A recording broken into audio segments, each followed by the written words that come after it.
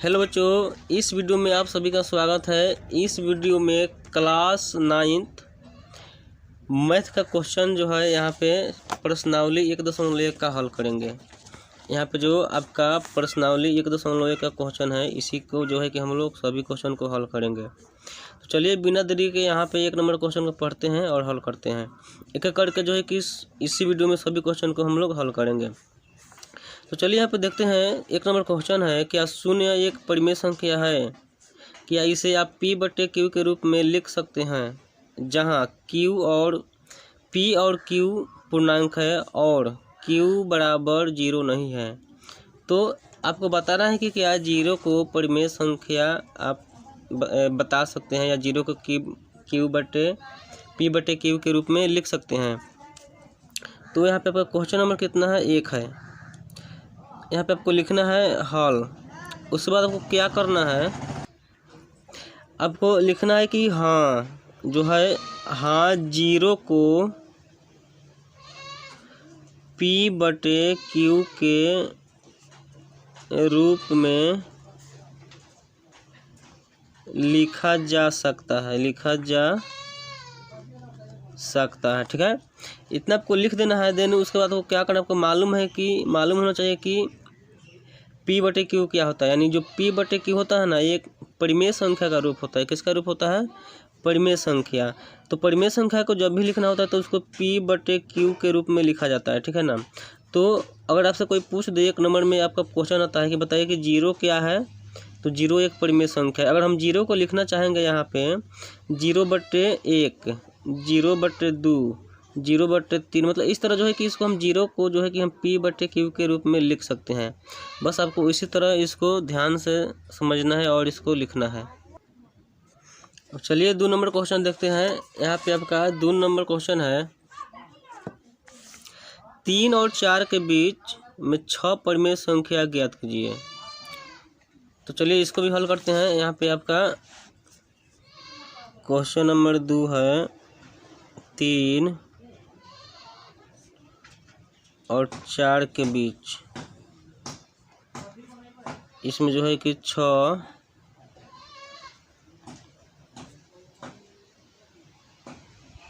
परिमेय संख्या ज्ञात करें, ठीक है।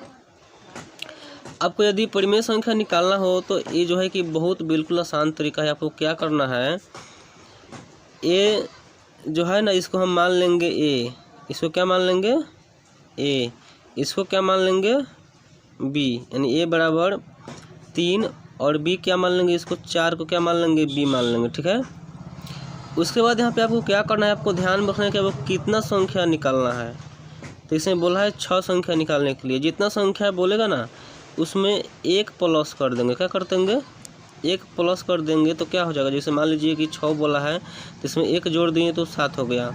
अगर 8 बोलेगा तो इसमें भी 1 जोड़ देंगे तो क्या हो जाएगा? 9। मतलब जितना संख्या निकालना होगा उसमें 1 प्लस करके ये जो संख्या है इसमें और इसमें ऊपर नीचे क्या कर देंगे? गुना कर देंगे। चलिए यहाँ पे देखिए, हम यहाँ पे हल करते हैं। लिखेंगे 3, ठीक है। गुना में कितना से गुना करना है? 7 से, क्योंकि हमको 6 संख्या निकालना है, परिमेय संख्या। तो जो संख्या पूछेगा उसी से में जो है कि 1 जोड़ देना है, उसी से जो है कि गुना कर देना है। किस में? बाटा में गुना कर देना है। इसको गुना कर दीजिए। फिर क्या कीजिए, यहाँ पे 4 है, 4 लिख दीजिए, ठीक है। और इसमें भी जो है कि 7/7 से क्या कर दीजिए? गुना कर दीजिए। जब इसको आप गुना कीजिएगा तो यहाँ पे क्या हो जाएगा? 3 सत्ते 21, बटा में क्या है?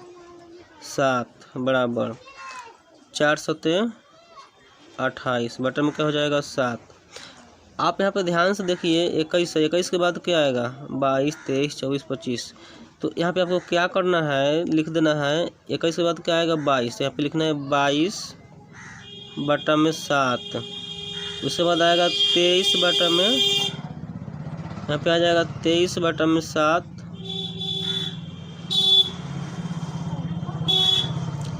24/7, 25/7, 26/7। उसके बाद यहाँ पे हो जाएगा 27/7। आप यहाँ पे देख सकते हैं आपको कितना संख्या बोला गया था निकालने के लिए, 6 संख्या। आप यहाँ पे गिन लीजिए, आपका 6 संख्या आ गया, 1 2 3 4 5 6। यहाँ पे 7 चौके 28। इसको जो है कि यहाँ पे इसको छोड़ दें, यहाँ से गिनना है, ठीक है ना। आप देख सकते हैं 1 2 3 4 5 6 को संख्या आ गया। आपको कोई भी संख्या मिल रहा है, किसी भी संख्या को जो है कि अगर मान लीजिए 5 निकालना है तो 5 में 1 जोड़ दीजिए और उसी से जो है कि ऊपर नीचे गुना कर दीजिए। अब चलिए 3 नंबर क्वेश्चन हल करते हैं। यहाँ पर आपका 3 नंबर क्वेश्चन है। 3 नंबर क्वेश्चन है 3/5 और 4/5 के बीच 5 परिमेय संख्या ज्ञात कीजिए, ठीक है। चलिए इसको भी हल करते हैं। क्वेश्चन नंबर कितना है, यहाँ पे आपका क्वेश्चन नंबर 5 है।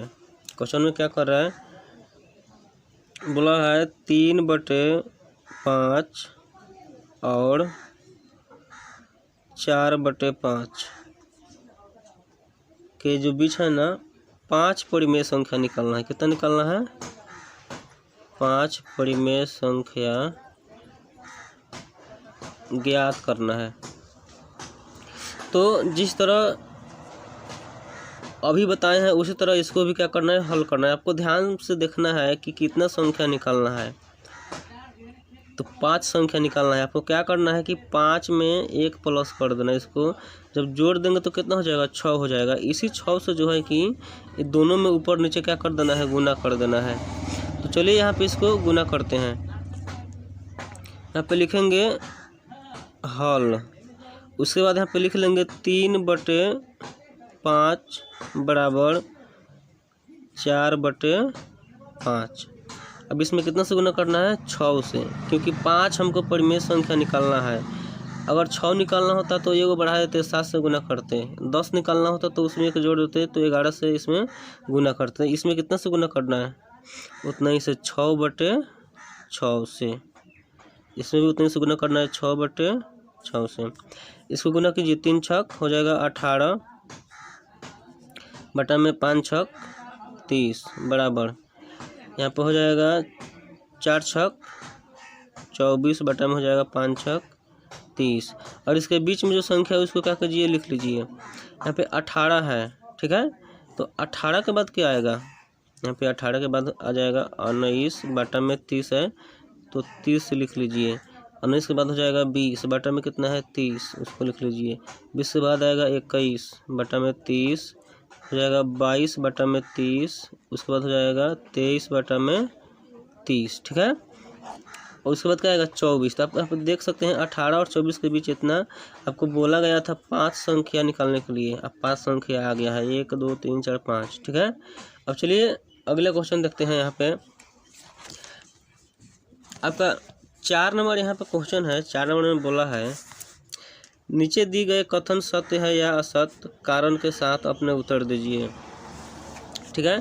तो इसमें 3 क्वेश्चन दिया है। तो चलिए पहले 1 नंबर क्वेश्चन यहाँ पे हल करते हैं। 1 नंबर क्वेश्चन है प्रत्येक प्राकृत संख्या एक पूर्णांक संख्या होती है। आपको बताना है कि क्या जो प्रत्येक प्राकृत संख्या होती है ना, क्या वह एक पूर्णांक संख्या होती है। तो चलिए इसको हम उदाहरण के साथ हल करते हैं, बताते हैं कि क्या होती है या ना होती है। तो क्वेश्चन को यहाँ पे लिख लिए हैं। यहाँ पे क्वेश्चन है प्रत्येक प्राकृत संख्या एक पूर्ण संख्या होती है। तो इसको बनाने से पहले आपको यह मालूम होना चाहिए कि प्राकृत संख्या क्या है, किसे कहते हैं, और पूर्ण संख्या किसे कहते हैं, ठीक है। तो प्राकृत संख्या किसे कहते हैं, तो जो संख्या 1 से शुरू हो उसे प्राकृतिक संख्या कहते हैं, ठीक है, प्राकृत संख्या। यहाँ पे पूर्ण संख्या किसे कहते हैं, तो जो संख्या 0 से शुरू हो उसे क्या कहेंगे, पूर्ण संख्या। तो यहाँ पे देखिए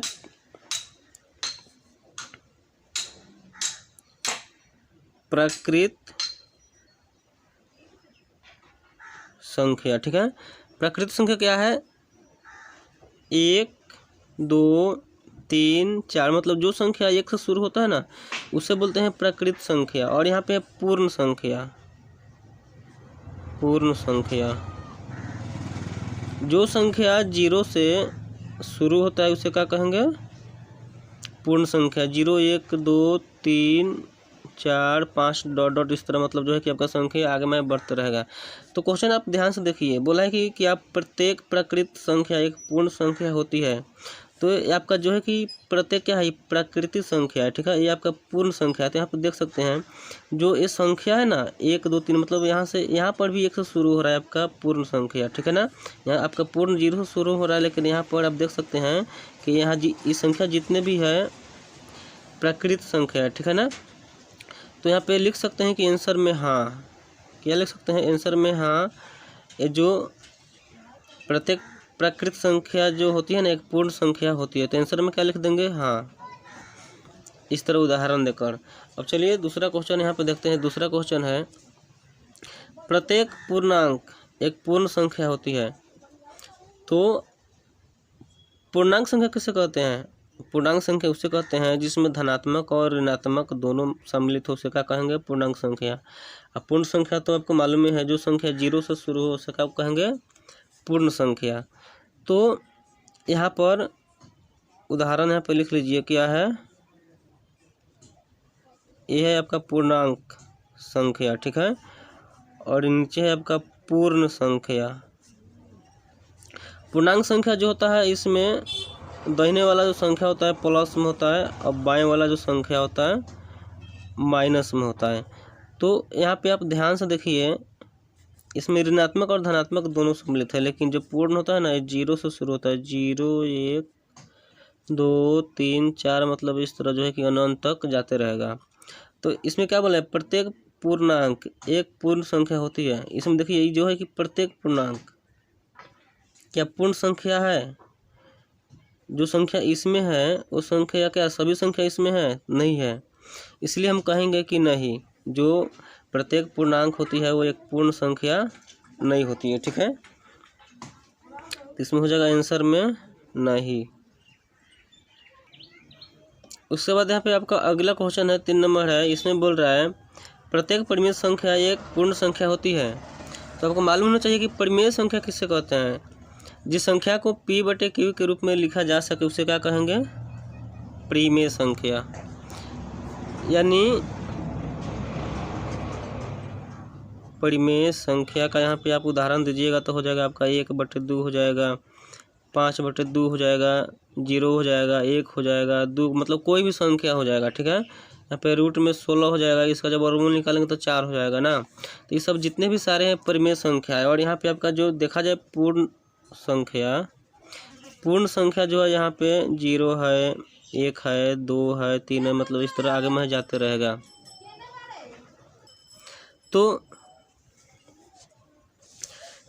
यहाँ पे आप देख सकते हैं ध्यान से कि जो यहाँ पे पूर्ण संख्या है इसमें तो 0 भी है, 1 भी है, 2 भी है, लेकिन इसमें ना ही रूट है, ना ही इसमें कोई बॉटम है, ठीक है ना। इसमें ना ही कोई बॉटम है और ना ही रूट में है।